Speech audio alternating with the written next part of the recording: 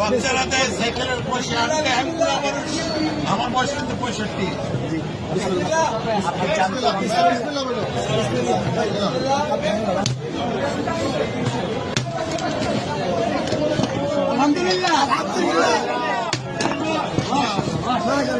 এটা আমার মায়ের জমানো পয়সা।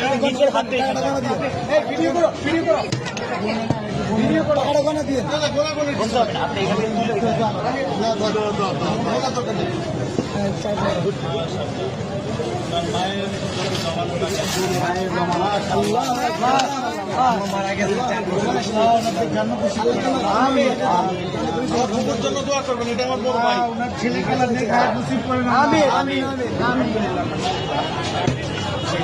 তোমরা এটাকে সদ্ব্যবহার করবে, এই আশা ইনশাআল্লাহ।